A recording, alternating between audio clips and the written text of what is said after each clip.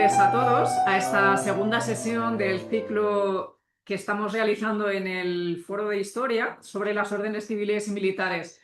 Hoy es un gusto contar con don Alfonso de Ceballos para la segunda conferencia de este ciclo sobre un tema que él ha investigado mucho y además un tema que diríamos vive en primera persona también, que como seguramente recordamos de la primera vez que él estuvo aquí, él es marqués de la Floresta y vizconde de Ayala, es decir, que va a hablar también desde el punto de vista de algo que vive en primera persona. Quisiera dar un agradecimiento muy especial a Manuel Monteserín, que es la persona que ha hecho posible que hoy don Alfonso nos acompañe. Él nos propuso al Ateneo Escurialense, como socio que es, la propuesta de efectivamente traer a don Alfonso para hablar de estos temas tan poco conocidos a día de hoy. Y recuerdo también con mucho cariño, hace unos meses, la comida que hemos tenido con la Asociación de Hidalgos de España, una buena comida castellana para, bueno, pues celebrar todo lo que hace esta asociación tan valiosa de Hidalgos de España y para difundir pues todo este legado histórico con el que contamos en España. Quisiera presentar brevemente a nuestro ponente de hoy. Digo brevemente porque tiene un currículum muy apabullante. Todos recordamos esa primera conferencia en la que la directora del Foro de Historia invirtió unos cuantos minutos de la misma para, diríamos, presentarlo. Yo solamente quiero recordar ciertas cuestiones. Él tiene 3 doctorados en Derecho, en Ciencias Políticas y Relaciones Internacionales y en Historia Medieval y Moderna. Ha sido profesor además en varias universidades, entre ellas la de Valladolid y la de Lisboa. Es decano de las Reales Academias de Historia, de Jurisprudencia, de Legislación, de la Academia Portuguesa de la Historia y preside actualmente la Académie Belgo-Español d'Histoire.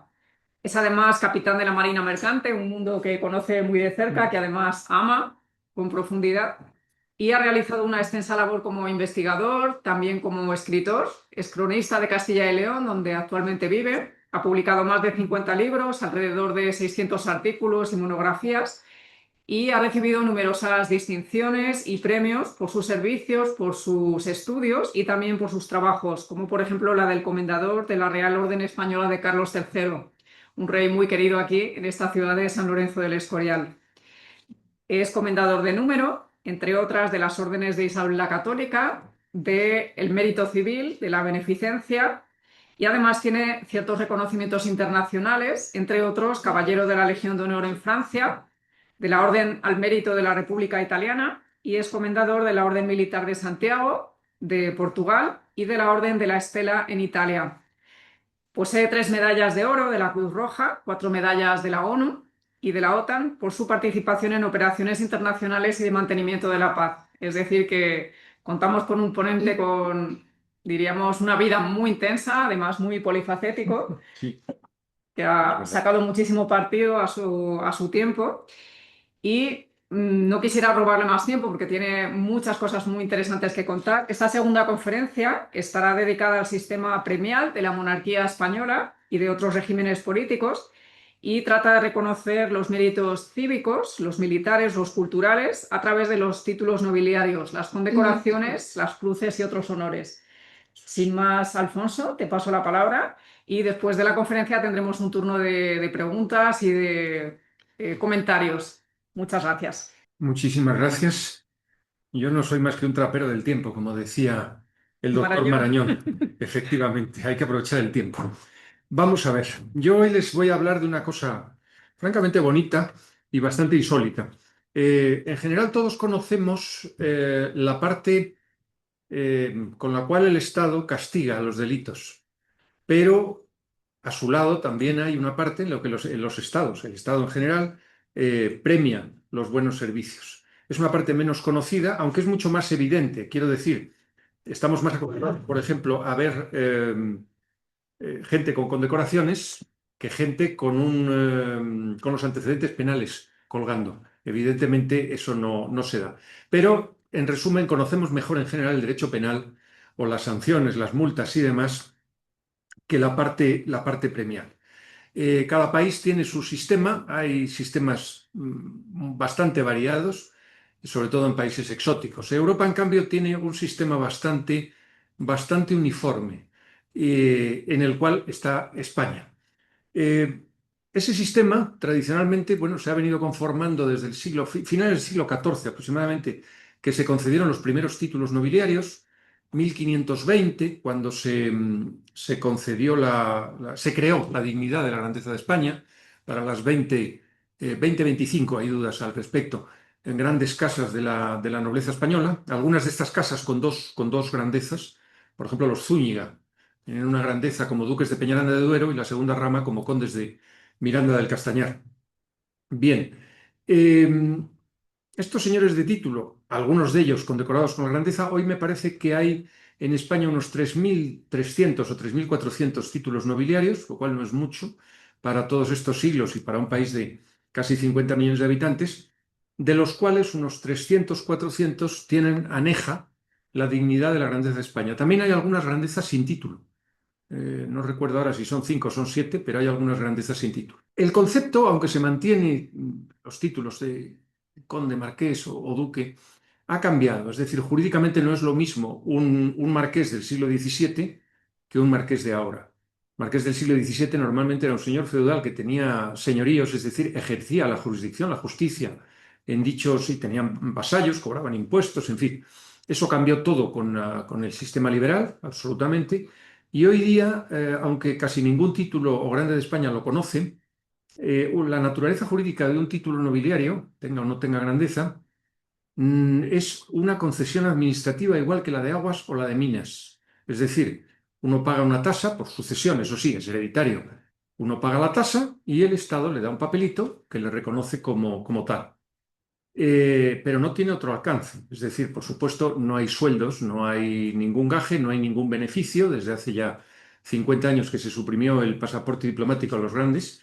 Hoy día, pues como digo, no tiene ninguna otra diferencia. Es un jus nomen, un derecho al nombre, porque eso sí, otra cosa que también se ignora bastante en España, incluso por condes y marqueses, es que el título nobiliario forma parte del nombre, no es un apéndice. Por ejemplo, a mí me choca mucho cuando el ABC, por ejemplo, pone una esquela y pone el nombre y luego pequeñito debajo o incluso entre paréntesis el título nobiliario. No, no, el título nobiliario forma parte del nombre, es un jus nomen que te concede el Estado, un privilegio que te da. Y por cierto, también hay que saber que el procedimiento de sucesión o de creación es uno de los más solemnes del derecho español. Es decir, sobre todo en casos de alguna controversia o de creación, bueno, informa la Diputación de la Grandeza, informan los letrados del Ministerio de Justicia, informa también el Consejo de Estado. Es decir, es solemnísimo y luego se promulga por un Real Decreto que aparece en el Boletín Oficial del Estado. Por lo tanto, digamos, esa nobleza titulada está perfectamente identificada. Antiguamente, hasta por lo menos la época de Isabel II, el advenimiento del régimen liberal, existían también los hidalgos o infanzones en Aragón o en Navarra, que eran nobles no titulados.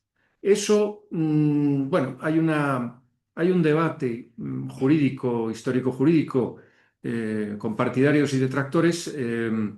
Por ejemplo, la Asociación de Hidalgos que acabamos de comentar, que hace una labor benemérita, entiende que por supuesto que existe la hidalguía y que, bueno, eh, hay una cosa que también conviene también tener muy clara. La nobleza no es más que una condición legal. Entonces, sin ley no es nada, no existe. Entonces, en este momento la hidalguía no tiene respaldo jurídico. Lo tiene declarado el Tribunal Constitucional y el Tribunal Supremo. El Tribunal Constitucional tiene algunas sentencias un poco contradictorias, porque por una parte dice que la nobleza no titulada no existe, pero en otra sentencia, concretamente recuerdo, me parece la del Marquesado de Cartagena, valoró que la sucesión de una persona fuera porque estaba casado con mujer noble, que no era titulada, obviamente. Luego, si esa condición sí valía para eso, bueno, pues se contradicen un poco. Pero en todo caso, la Asociación de Hidalgos, por ejemplo, muchos miembros de la Asociación de Hidalgos siempre responden lo mismo. Los hidalgos no los hacen ni el rey ni la ley, los hacen Dios y el tiempo. Bueno, en fin. No me parece a mí me han, coloquialmente y con la mayor simpatía, siempre dicen que yo soy muy juridicista, muy jurista, pero la realidad es que la nobleza es una condición legal, no lo crea Dios ni el tiempo ni sale de los árboles, es decir, tiene un origen y es además el origen, quiero decir, una legislación muy precisa. Como digo, además, extraordinariamente precisa y extraordinariamente solemne en el sistema español. Esto de los títulos, como digo, empezó a finales del siglo XIV. Me parece que el condado entonces de Medinaceli es el primero. Hay también que quizá explicar un pequeño detalle. Claro que hubo condes e incluso duques muchos años antes, pero eso no eran títulos nobiliarios. Eso era que eran los condes que gobernaban un condado, o los marqueses que gobernaban una marca, o los duques un ducado, como los duques de Cantabria de la época de Don Pelayo. No, eso no son títulos nobiliarios, son títulos de otro tipo, administrativos, podríamos decirle, aunque luego en el siglo XIV se recupera aquella moda, digamos, visigoda, del derecho visigodo, y se vuelven a recrear. Como digo, el gran cambio fue en el siglo XIX y hoy día tienen otro carácter y otro sentido incluso. De las 3.500 títulos están ostentados por 2.000 y pico personas, porque hay personas, como me pasa a mí, que tenemos dos títulos en vez de uno. Y bueno, hay algunas, como alguna duquesa de Medinaceli o de Alba, que tiene 40 y tantos. Entonces hay menos las personas que los títulos que en este momento hay. Esta nobleza española, nobleza titulada, grandeza, ha tenido una cohesión grande hasta hace unos 50 años. Es decir, se casaban entre sí, tenían las mismas profesiones, la profesión militar, las profesiones del campo, etcétera. Todo eso ha desaparecido. Hoy día prácticamente queda, quitando en Madrid o en alguna capital de provincia, como Sevilla también, donde la nobleza titulada sigue teniendo una cierta... Bueno, ahí todavía se conserva ese tipo de matrimonios y de vínculos incluso profesionales, como digo. La segunda manera que tuvo la monarquía hispánica, la monarquía universal, en los siglos XVI, XVII y XVIII, de premiar, eran los hábitos de las cuatro órdenes militares de Santiago, Calatrava, Alcántara y Montesa. También existía otra quinta orden militar en España, que era la de Malta, pero la de Malta no la daba el rey, por lo tanto no la cuento en este sistema premial, digamos, regio del Estado. Es decir, estos hábitos se daban muchas veces como premio de servicios en esa época, y se daban también incluso como un premio económico, porque estas órdenes eran muy ricas, tenían unas encomiendas riquísimas, y si el rey te nombraba comendador, tú tenías derecho a esas rentas. Entonces, era un premio muy, muy apetecido. Y también importante, se dio también, y en un número apreciable de casos, sin pruebas nobiliarias. O sea, aunque todas pedían pruebas nobiliarias, Santiago concretamente dos apellidos, por eso fue también la más numerosa, porque era la más rica, Calatrava, que pedía cuatro, Alcántara, que pedía cuatro, pero además con una prueba armera de los escudos de armas, una prueba más difícil. Alcántara era la orden más pequeña y, si se quiere, también la más exclusiva. Y la de Montesa, que pedía también los apellidos, los linajes paterno y materno, no apellidos, quiero decir abolorios, más bien sería los abuelos. Eh, Como digo, eran muy apetecidas y por la parte económica que representaban, también por el prestigio social, evidentemente, de lucir el hábito de Santiago o de Calatrava, que entonces se llevaba muy visible en el traje. A partir del siglo XIX, la mayor parte de los caballeros de las órdenes lo llevaban bordado, pero por dentro del traje, para cumplir el estatuto. Quiero decir, por ejemplo, en época de la Segunda República, claro, no se podía salir con una cruz de Calatrava bordada, porque le podía a uno costar un disgusto o a veces la vida. Estas órdenes, también hay que decir que duraron hasta el año 1931, que fueron abolidas por el Gobierno Provisional de la República y no han sido restauradas como órdenes de Estado. No han sido restauradas. También, simultáneamente, un poco después, la Iglesia las declaró también extinguidas en la bula de elección del Obispado de Ciudad Real en 1980. Bueno, a pesar de todo, en el año 80 se recrearon, vamos a llamarlo así, cuatro asociaciones homónimas que tienen mucho predicamento y mucha protección de la corona, y que, bueno, hoy día son tenidas como las antiguas, aunque el Tribunal Supremo tiene una famosa sentencia que dice que no son causa habientes de las antiguas órdenes militares. Pero lo hacen muy bien los actuales miembros, socios, habría que decir, más que caballeros de órdenes. Hablo con conocimiento de causa porque mi padre ostentó una de estos hábitos o cruces de la época moderna, quiero decir, no de la antigua, que es la que, digamos, históricamente vale. Antes les decía que en muchos casos el rey concedía estos hábitos a personas que le habían prestado buenos servicios, aunque no tuvieran unas pruebas evidentes de nobleza. ¿Eh? Porque si el rey las daba por buenas, pues a ver, que es digamos, la fons honorum de todos estos premios que estamos glosando, pues a ver quién es el guapo que discute. Es decir, si el rey reconoce, por ejemplo, estoy recordando al coronel Julián Romero, que está retratado por el Greco en un cuadro fantástico. Julián Romero no era de origen nobiliario, pero fue un coronel de los tercios muy importante y el rey le dio el hábito de Santiago. Velázquez, el pintor, también se ha cuestionado las pruebas. Es verdad que hacían las pruebas, pero también es verdad que todos los testigos y demás estaban muy contestes en que, por supuesto, eran nobles de toda la vida. En esta misma época ha fungido también una condecoración muy poco conocida, la Medalla de la Real Efigie, que se ha dado desde la época de Felipe IV a los soldados por, digamos, es un premio de constancia en el servicio, que llevaba además a veces una pequeña pensión. Bueno, es la gran condecoración, digamos, de los tercios, poco conocida hasta ahora, pero ahora ya se van publicando listas y cosas. En Simancas están todas las concesiones. Eh, y aquí tienen, por ejemplo, pues unos ejemplos, dos medallas de la época de Carlos, vamos, anverso y reverso, de Carlos II y de su madre, claro, la regente Mariana de Austria. La de en medio es de Felipe V y una de las últimas de Isabel II, porque se dio hasta la época de Isabel II, después ya no. Hay muchos ejemplos. Bueno, el siguiente escalón, digamos, premial en la época de la monarquía, pero que este sí ha durado hasta ahora, es una orden que tiene un carácter mixto, dinástico y civil, que es el Toisón de Oro, claro, que es una de las dos órdenes quizá más importantes del mundo por toda su trayectoria.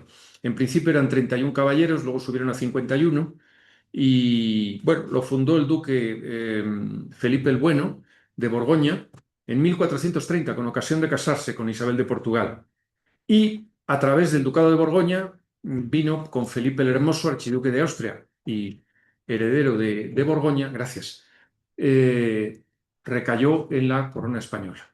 Después hubo una escisión en la época de la Guerra de Sucesión, que es otra historia, que dio lugar al toisón de oro austriaco. Pero aquí estamos glosando el español. ¿Ves? La insignia del toisón, como es conocida, de la amigable compañía, es un collar de pedernales y chispas, vamos a llamarlo así, que, que ejemplifica el lema, la divisa personal del duque Felipe el Bueno de Borgoña y que, bueno, pues se ha transmitido hasta ahora en medio de un prestigio internacional enorme. Para los que entendemos y nos gustan estas cosas, evidentemente mataríamos por tener o alcanzar un collar del Toisón, cosa que en este momento en el Toisón español es completamente inviable, porque está demasiado reducido a la familia real, a otros príncipes y a algunos políticos, en fin. Ahí ya podemos entrar en discusión acerca de los méritos de cada cual. Se lo acaban de dar este año 25, no solo a la reina doña Sofía, cuyo mérito es incontestable, aparte de ser quien es, pero es que también tiene unos méritos y servicios extraordinarios a la nación. Se lo han dado al expresidente del gobierno, don Felipe González, que podemos estar incluso muy de acuerdo en la concesión, pero luego se lo han dado a dos padres de la Constitución, como Miquel Roca o Miguel Herrero Rodríguez de Miñón, que en fin, es más discutible en comparación con lo que se ha dado a otras personalidades con anterioridad. Bueno, aquí tienen una imagen de un capítulo del Toisón. Los capítulos eran solemnísimos, aunque no se celebran desde 1550 y tantos. No se celebran. Ha habido alguna, ceremonias sí, pero capítulos con la solemnidad antigua no. Se colocaban los escudos en todas donde se celebraba el capítulo en los coros. Por ejemplo, el coro de la Catedral de Barcelona, donde se celebró un capítulo en 1519, tiene todos los escudos de los asistentes con el collar del Toisón. Bueno, aquí tienen a Felipe II con el manto de gran ceremonia del Toisón o a Fernando VII. Hay retratos de todos los reyes de España con el manto o las insignias bueno, con las insignias todos, claro. No hay retrato de un rey de España que no lleve el Toisón, pero con el manto no tanto. Hasta Alfonso XIII yo tengo documentados. Los capítulos duraban 3 días. El primer día, bueno, era el capítulo, digamos, administrativo de elección o de recibimiento. Y luego estaba el del Día de la Virgen, aquí tienen el traje blanco, y después el tercer día se hacían las exequias por todos los difuntos. Había obligación de llevar el collar permanentemente, pero por los cambios de modas y de trajes ya en el siglo XVI se aceptó el llevar simplemente una corbata. La corbata es bueno, es el supremo honor, digamos, no hereditario, porque los títulos y las grandezas, en general, hay excepciones, son hereditarios. Ahora, por ejemplo, si no recuerdo mal, el marqués de Dalí de Pubol, es decir, el pintor Dalí, pidió que el título fuera vitalicio, que no, que vamos, para evitar que sucediera a su hermana y sus hijos, porque él no los tenía. Entonces se lo concedieron vitalicio. Y quiero recordar que la actual directora de la Academia de la Historia, eh, Carmen Iglesias, que es condesa de Gisbert, creo que también ha pedido que sea vitalicio. Tampoco tiene sucesión. Bueno, este es el, digamos, supremo honor. Bueno, no he entrado en los privilegios que tenían en Palacio, los títulos, los condes y marqueses, y por supuesto también los caballeros del Toisón tenían unos lugares muy reservados en todas las ceremonias palatinas. Y bueno, tenían que tener unos honores. Estoy acordándome ahora de una anécdota del duque de Sexto, de Pepe Alcañices, el marqués de Alcañices en España, mayordomo mayor de Alfonso XII y compañero de muchas fatigas y de muchas travesuras nocturnas. Pues cosa que luego no le perdonó la reina regente, ya viuda, y no paró hasta arruinarlo completamente. No le, vamos, lo asfixió económicamente, se ocupó de que lo asfixiase. Eh, Llegó a una cena en una ocasión bueno, le habían puesto mal puesto, en una palabra, no le correspondía como caballero del Toisón ese lugar. Pero a su derecha habían puesto una señora guapísima.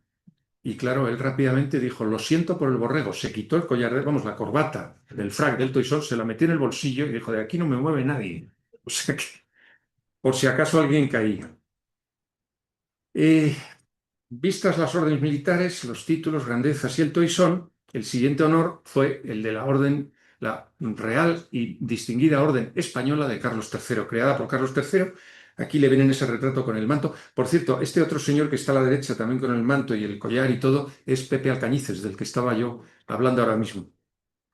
Famoso por sus patillas, en fin, un personaje muy característico. Bueno, la orden de Carlos III en origen fue una orden igual que las demás, es decir, pedía pruebas de nobleza de 4 abolorios, solo existían 2 categorías, luego ha crecido hasta 4, 5 si contamos con el collar, eh, y al principio estaba equiparada en todas las órdenes militares. De hecho, en el Real Consejo de las Órdenes de la época había siempre 2 caballeros de Carlos III. Hoy no. Bueno, tampoco es el consejo que hay hoy, tampoco es. Bueno, está dedicada a la Inmaculada Concepción bueno, ha tenido una vida larguísima y, en fin, digamos, es la gran insignia. Lo que pasa es que se restauró después de las 2 repúblicas, lo abolieron, la abolieron y lo restauró el generalísimo en 1940 o 42, si no recuerdo mal, y desde entonces se redujo extraordinariamente. Es decir, hasta ahora, desde 1771 que se creó, creo recordar que hay 33.000 y pico caballeros. Pero en este momento hay 40 caballeros, 40 comendadores de número, y eso sí, 200 o 300 grandes cruces, porque es la cruz que se da a los exministros. Lo llamaban con mucha gracia Antonio Burgos, el periodista, la cruz de los caídos, porque era la que daban enseguida a todos los ministros. Claro, el problema es que es muy elegante y muy honroso ser caballero, comendador o comendador con placa, y no es tan honroso ser Gran Cruz, porque si repasamos la lista de ministros y ministras a las que se lo han dado, pues ya no tiene tanta gracia el llevar la Cruz de Carlos III. Pablo Iglesias la tiene, Gran Cruz de Carlos III, y no la ha rechazado, ¿eh? En fin. Lo bonito de la Orden de Carlos III hoy día, que es la más importante del reino, según su propio estatuto, no se cuenta el Toisón, que tiene un carácter mixto, lo bonito es que cuando te dan un diploma, yo como antes comentábamos, que he sido primero caballero y comendador, los tengo en casa, no en el diploma de don Juan Carlos, sino en el de don Felipe, dice que te dan la encomienda de Carlos III, de la Real y Distinguida Orden Española de Carlos III, por haber prestado por haber prestado servicios eminentes a la nación y al rey. Bueno, pues sí que es una recompensa. Ya digo que me parece que comendadores somos 44, 42 vivos, quiero decir, en este momento. Es una orden que no se prodiga, es bastante complicada. Y no se puede tener si no tienes antes Isabel la Católica o Mérito Civil o San Hermenegildo. Es decir, es una orden ya, digamos, de término, no es... Bueno, aquí tienen ustedes las cruces con las imágenes de la Inmaculada. Esto hay que decirlo bajito. Parece que todavía no han caído los del gobierno en que la principal condecoración del reino lleva la Inmaculada Concepción. El día que lo descubran, harán alguna trapisonda.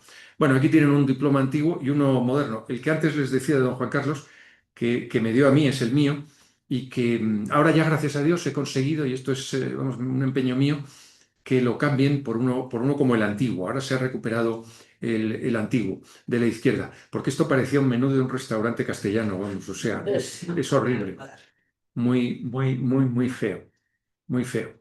Eh, Hoy día tampoco hay muchas ceremonias, ni siquiera de imposición. A mí, por ejemplo, la Cruz de Caballero me llamaron de Palacio de la Zarzuela, me llamó, bueno, un miembro de la casa y me dijo que si iba a estar en el despacho a las 6 de la tarde. A las 6 de la tarde apareció un capitán de la Guardia Real, motorista, con el casco y con todo, y me dijo, le traigo esto de parte del rey y tengo instrucciones de que lo abra usted delante de mí. Y dentro estaba la cruz y el diploma, este diploma con unas letras del propio rey, pero no hubo imposición ni hubo nada. Por cierto, tuvo mucha gracia porque la miniatura, no la cruz de caballero, sino la miniatura, se equivocaron y me mandaron una miniatura de gran cruz, que es distinta y mucho más, en fin, más aparatosa. Yo llamé a entonces jefe de la casa, Fernando Almansi, y le dije, Fernando, hay un error. Y me dijo, no, no, no hay ningún error. Si a ti te lo ha mandado el rey, tú te lo pones. Bueno, yo me la pongo, pero en fin, una cosa curiosa, fue un error. Bien, en este grupo de órdenes dinásticas antiguas del antiguo régimen, la última sería la de María Luisa, la banda de damas nobles de la reina María Luisa, una fundación de Carlos IV que hizo dama a María Luisa, a su mujer, y que ha sido la gran cruz, es el Carlos III de las señoras, porque es estrictamente femenina. Hoy día no se da desde, vamos, no se ha dado desde, yo creo que prácticamente el advenimiento de don Juan Carlos, aunque sí se ha usado. Es decir, todas las infantas, la propia reina Sofía, la llevaban siempre. Y en un momento dado se la dejaron de poner. Parece que a doña Sofía le comentaron en una ocasión que no le gustaba el tono este morado, digamos, ¿no?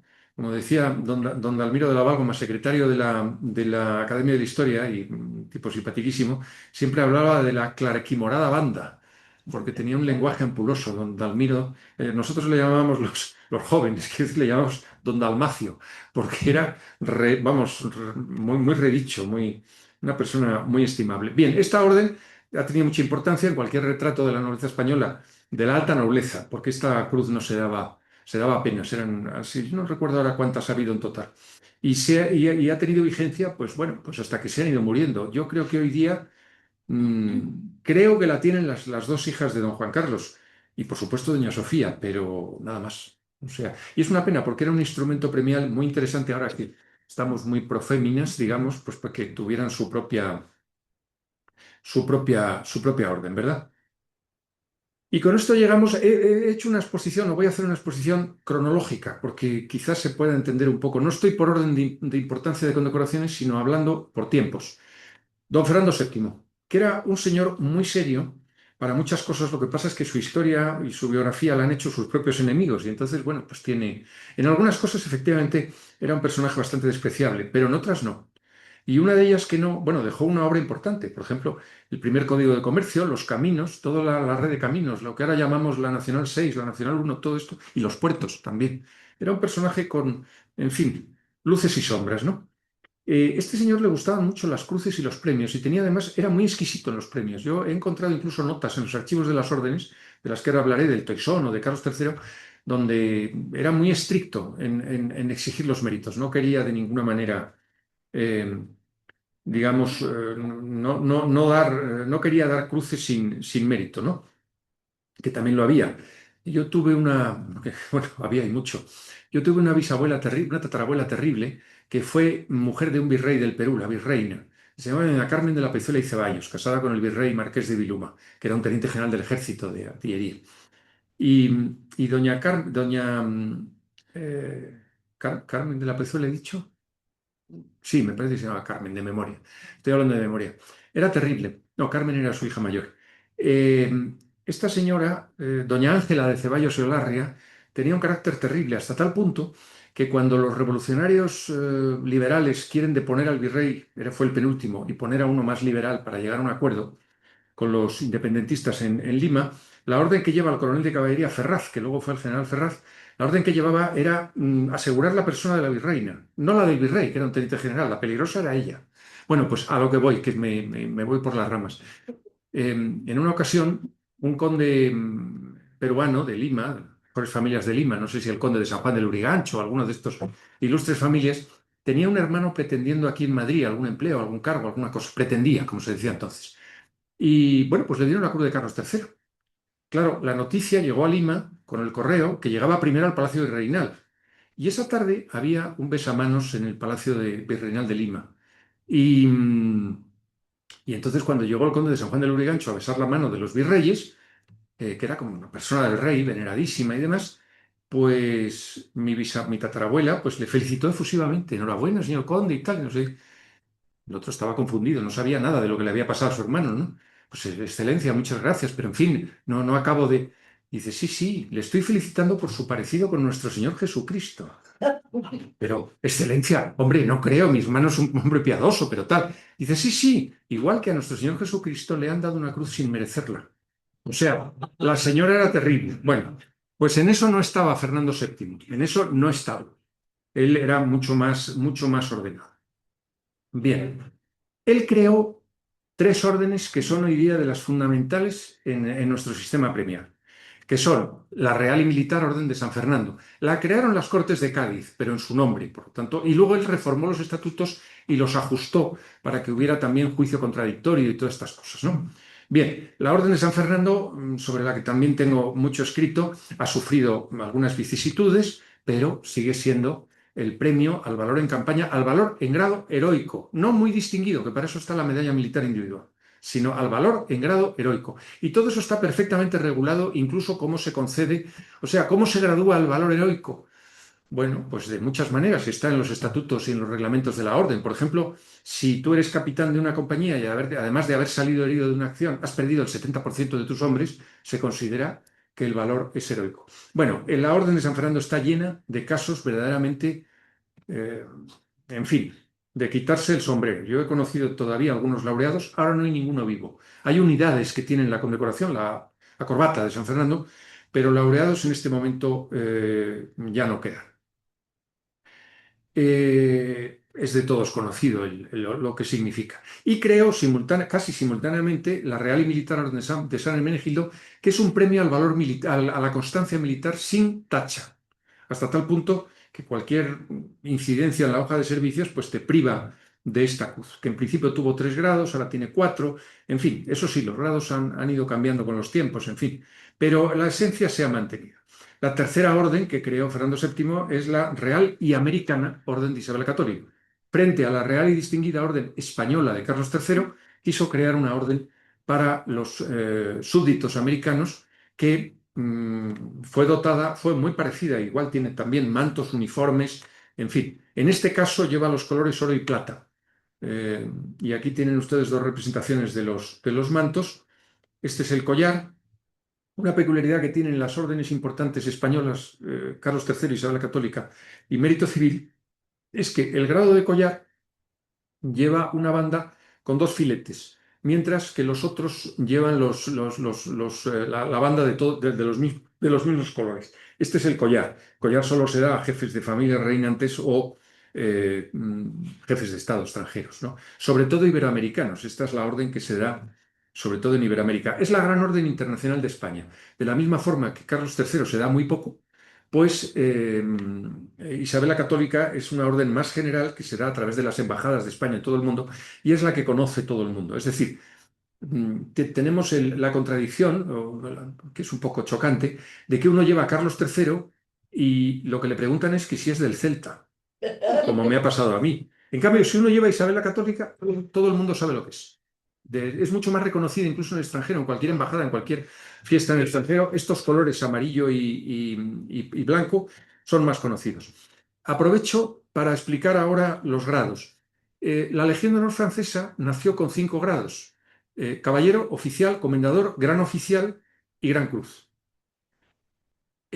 Todos los países de Europa se han ido adaptando. En general, primero tenían solo 2 grados, Gran Cruz y Caballero, luego Gran Cruz, Comendador y Caballero. Bueno, se han ido adaptando a esos 5 grados, que además se les suma el grado de collar, que es un poco extraordinario, ya digo, para jefes de Estado o de Casa Real.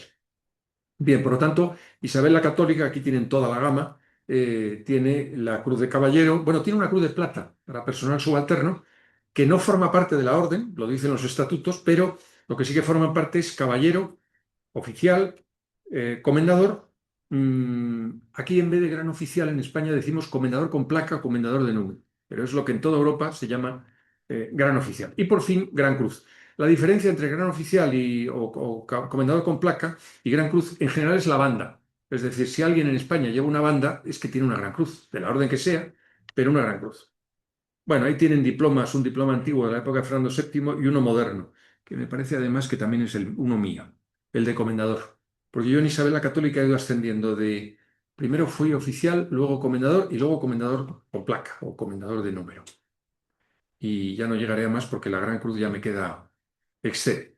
Bueno, cronológicamente llegamos a la época de Isabel II, hay muchas transformaciones por el advenimiento del sistema liberal en todas las órdenes. El famoso decreto del ministro Pacheco en 1847, me parece que es del 26 de julio, que reguló todas las órdenes españolas, las órdenes civiles, las órdenes civiles.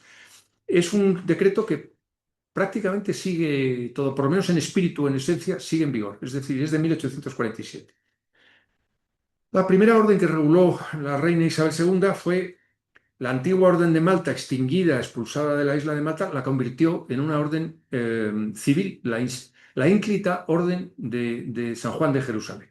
Y se estuvo durante 20, 30 años otorgando como orden civil. Luego hubo algunas protestas vaticanas y al final se optó porque todos los caballeros españoles, que todavía vivían, se integrasen en la Orden de Malta. Por lo tanto, esto fue una orden civil y después dejó de serlo. Pero hubo mucho tiempo, además llevaban los uniformes y los hábitos antiguos, en fin, pero era una orden civil, muy curiosa.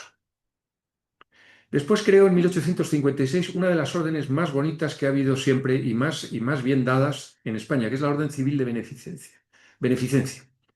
La Orden de Beneficencia tenía una particularidad, y es que requería juicio contradictorio, como la Orden San Fernando. Se abría un expediente, había declaraciones de testigos, se probaba todo y después se daba o no se daba. Ninguna de las repúblicas españolas se atrevió a derogar esta orden, es decir, esta orden ha durado en los periodos republicanos. Duró todo el franquismo y duró a los primeros años de la transición. Y después una Charo que ejercía en un ministerio decidió transformarla en la Orden Civil de la Solidaridad Social, ya quitando el juicio contradictorio y con un diseño que luego veremos, en fin, patético. Yo tengo un libro muy avanzado sobre esta orden. Bueno, tuvo dos diseños. Este es en la izquierda tienen ustedes el isabelino y luego en 1910 Alfonso XIII introdujo la Gran Cruz y además introdujo un sistema de colores en las bandas y en las cintas. Morado y negro eran por méritos con riesgo de la vida, morado y blanco con méritos sanitarios en el sistema de sanidad. Había otro color que ahora mismo no me acuerdo, y luego estaba el color blanco. El color blanco era sobre todo para méritos, digamos, de tipo de aportaciones, gente que construía un hospital, un asilo o lo sostenía y demás. Era la que llevaban todas las señoras en época de Alfonso XIII. Y, y también la reina Victoria Eugenia y otras personalidades muy distinguidas. Como digo, se daba sobre todo en los colores morado y blanco y morado y negro. Sí, me lo acerco más. Se daba con muchísima mesura. Y es emocionante leer cada expediente, como lo estoy haciendo, que a veces se te saltan las lágrimas. Lo que hicieron los guardias civiles, los carabineros en ocasión de catástrofes, de incendios, de terremotos, sobre todo en Andalucía, terremotos e incendios, y las hermanas de la caridad en todos los hospitales de España. Es una cosa que se te ponen a veces los pelos de punta. Otra cosa que les voy a contar de la Orden Civil de Beneficencia. No había límite de edad. Se dio la encomienda con placa a un niño de 5 años por salvar a dos compañeritos en una acequia. Se daba a niños de 11 años, de 8 años, de 13 años. Es decir, era una cosa muy seria la Orden Civil de Beneficencia. Hasta que llegó la Char. Es una cosa, ya digo, de las que yo perdono malamente. Bueno, en fin, no voy a decir ni el nombre. Otra de las cosas que hizo Isabel II y que todavía dura fue las órdenes del mérito militar y del mérito naval, con distintivos blanco para servicios normales o especiales, que llamaban entonces, y rojo para servicios de guerra. Esto todavía está en vigor, con modificaciones, ha habido cruces pensionadas, cruces no pensionadas, cruces con distintivo amarillo, ahora se dan labores en el extranjero, o azul también, y en fin, pero las cruces en esencia y la orden siguen vigentes. Estas se crearon en 1862, la del mérito, no, 64, la del mérito militar, y 66, la del mérito naval. Fue una época en la que la Orden de San Fernando se reformó de tal manera que la cruz de primera clase, que antes se daba con bastante facilidad, se le pusieron unos requisitos mucho más rígidos y entonces hacía falta una condecoración para los servicios más normales, tanto en campaña como en servicios en tiempos de paz. Y se creó esta orden con mucho acierto, porque es un diseño muy elegante, muy simple y muy bonito. Lo han mantenido también siempre, también San Hermenegildo y San Fernando, las dos repúblicas. Es decir, abolieron Carlos III y otras, pero Isabel la Católica, San Fernando, San Hermenegildo y los méritos militar y naval se mantuvieron. Luego lo veremos.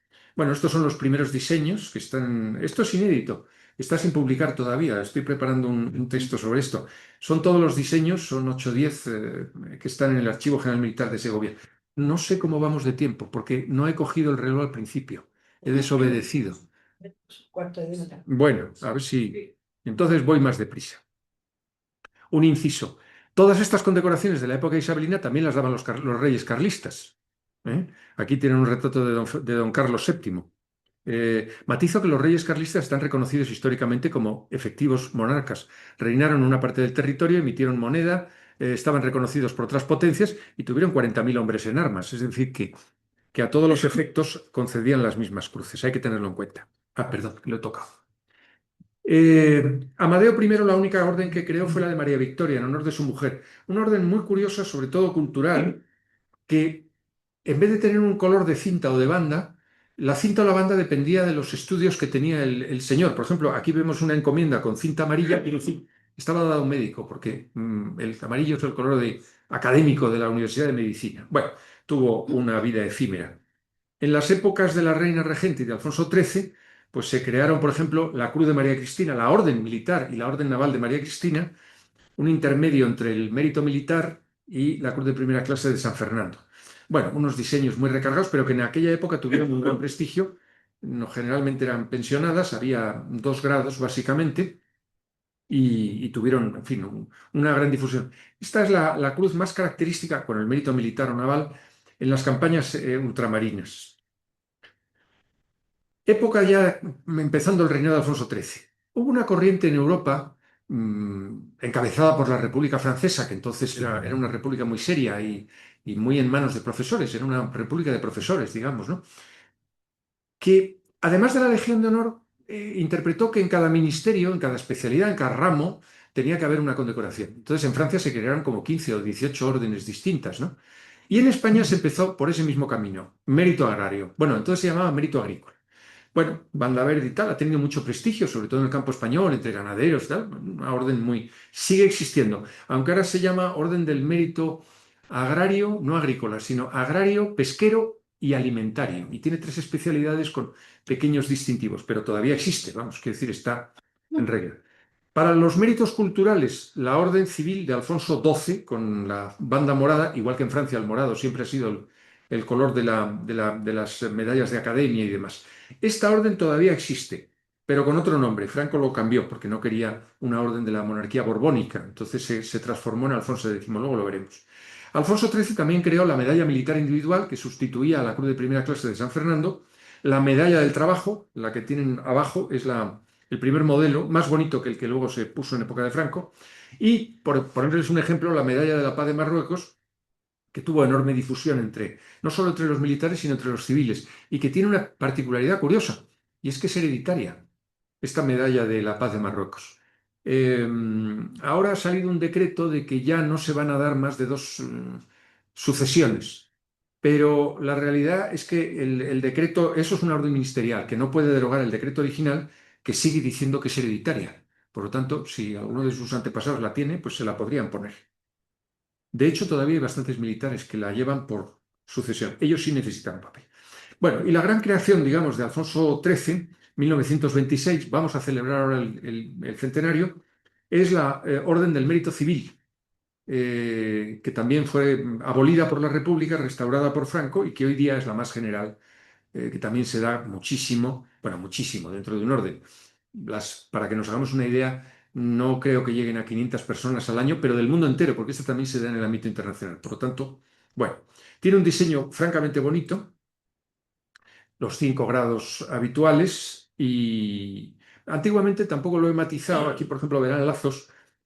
Antiguamente a las señoras se les daba el lazo de dama o la banda de dama si era Gran Cruz, para una mandataria internacional. Hoy día todo eso está unificado y se dan simplemente la cruz. Le han quitado la denominación, en vez de decir caballero del mérito civil, te dan la cruz de caballero dama, lazo de dama. No, ahora te dan la cruz del mérito civil, la encomienda del mérito civil.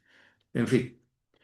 Ha cambiado un poco el diseño, era más bonito el de Alfonso XIII. Estas 3 insignias son de la época de Alfonso XIII porque entre los brazos de la cruz de San Andrés llevaba unas flamas doradas, muy, muy elegantes. Es un diseño que habría que volver a recuperar.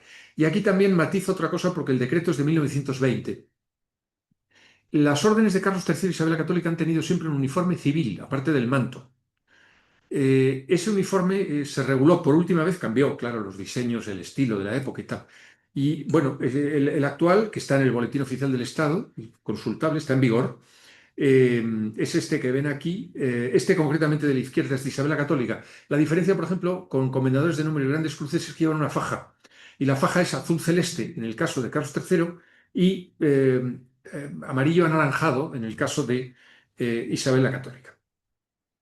El uniforme, bueno, se usa y se ve bastante en las... Hay 2 uniformes, uno de gala, que es el que ven aquí, que es una casaca, básicamente, y hay otro que es el de diario, que es parecido al de ingenieros, vamos a decir así, con una graduación de las palas, la cruz, perdón, la cruz de plata, la cruz de caballero, la de oficial, no, arriba está la de comendador de número y la de gran cruz están y bueno, se usa. Llegaríamos así a la Segunda República. La Segunda República declara abolidas todas las órdenes del Toisón de Oro, de Carlos III, las órdenes militares, y prácticamente todas, menos Isabel la Católica y beneficencia. No, no se atrevió, de hecho dio muchísimas de beneficencia. Y en cambio creó, sustituyendo al mérito civil, la Orden Civil de la República.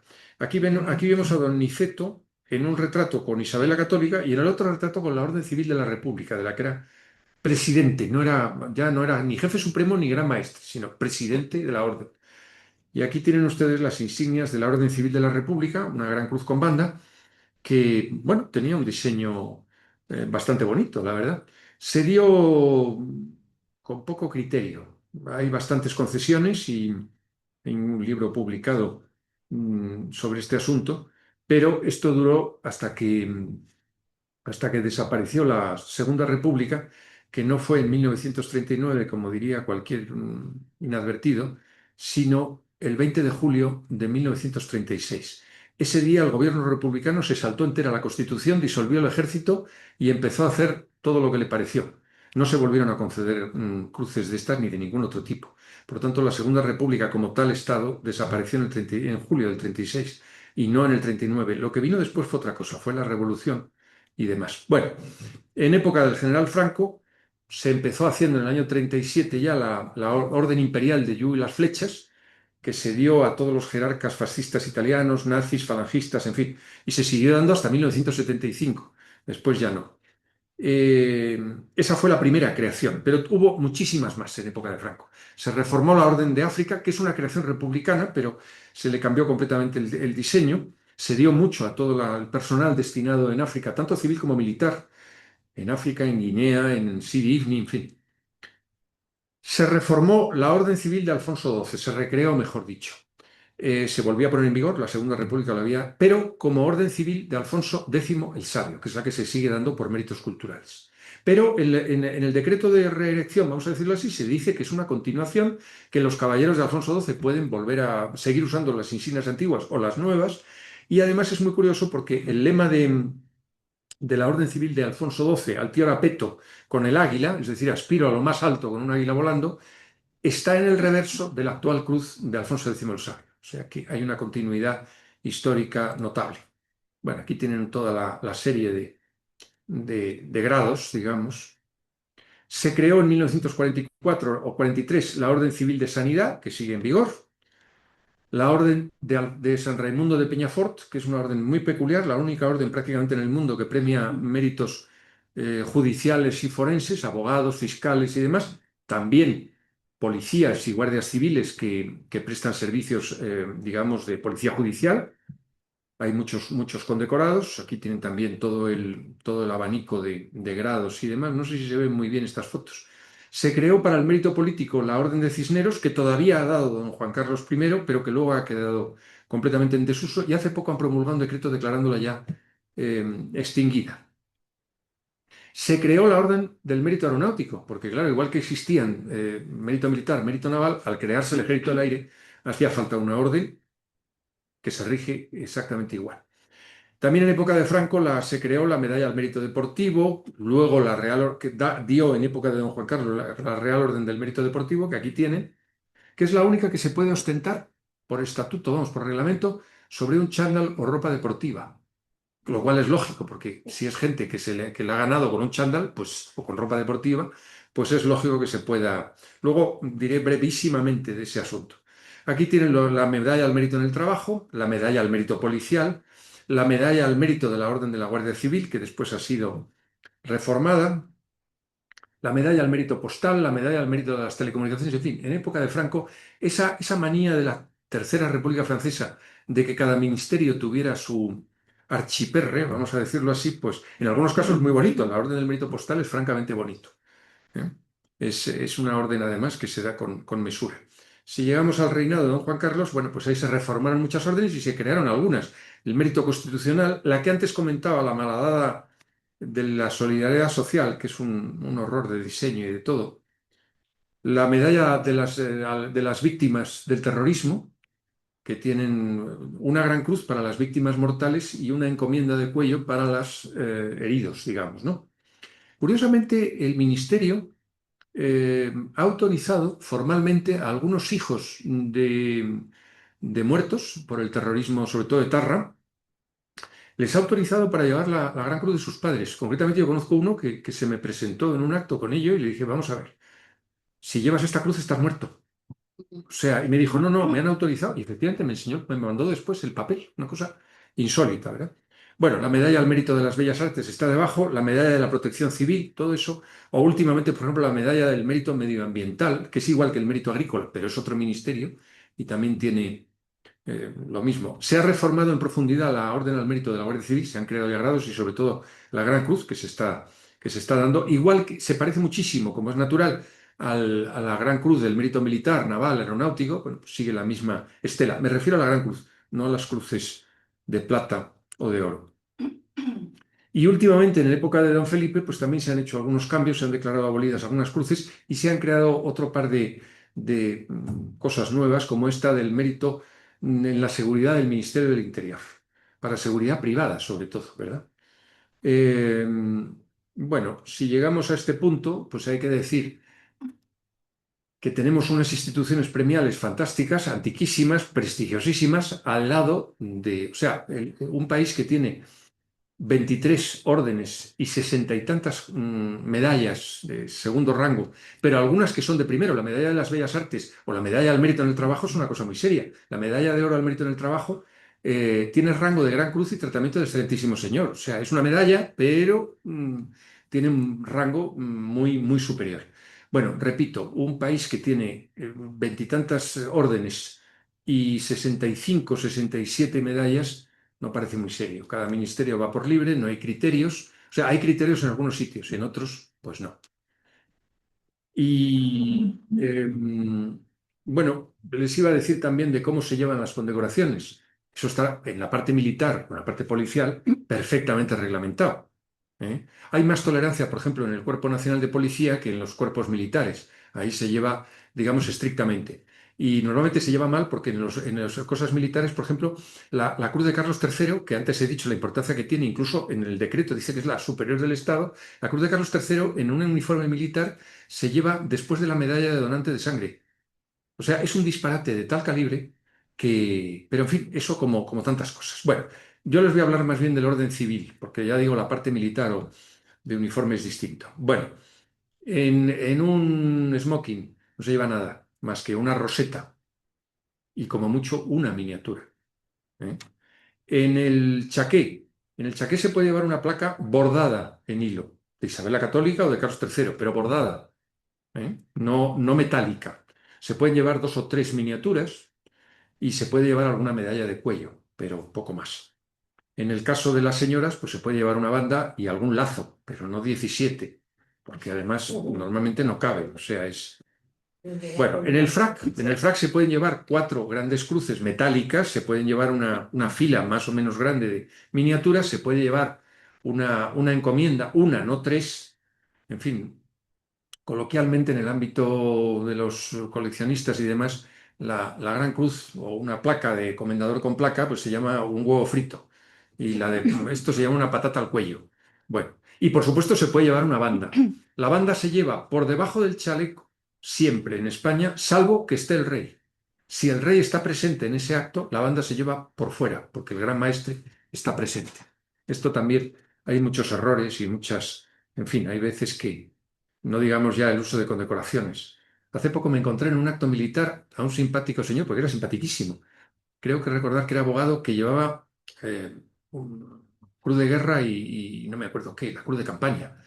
Y yo le felicité, le dije, oye, te veo estupendo, estás estupendo. ¿Cuántos años me echas? Y le dije, 75. Y me dijo, hombre, tengo 53. Y digo, vamos a ver, la última vez que se han dado esas 2 cruces es en la campaña de Rusia. Podrías tener 16 años, pues tienes 75. Bueno, es que eran de mi padre. Digo, pues estás en un acto militar, te has puesto 2 cruces al valor en combate. Hombre, alguien te puede partir la boca. O sea, porque eso no es, en fin. Pues si te parece, me las quito. Y digo, sí, sí, claro, claro que me parece. Bueno, en la toga, en la vestimenta talar. Las insignias se llevan efectivamente encima de la toga, pero en cambio las grandes cruces, en vez de llevarse con banda, se llevan lo que se llama en echarpe. Es así como lo llevan los académicos, los abogados o los curas. Se lleva en echarpe, la banda de gran cruz. En el resto hay bastante parecido a... Hay una serie de usos heráldicos que no les voy a cansar con ello. Y bueno, quiero decir, para colocar las condecoraciones en los escudos, que hay muchas maneras y bueno, y demás. Pero no les voy a cansar con ello. Con esto, para tener un poco de tiempo, es que no sé cómo vamos de tiempo. Sí, ya.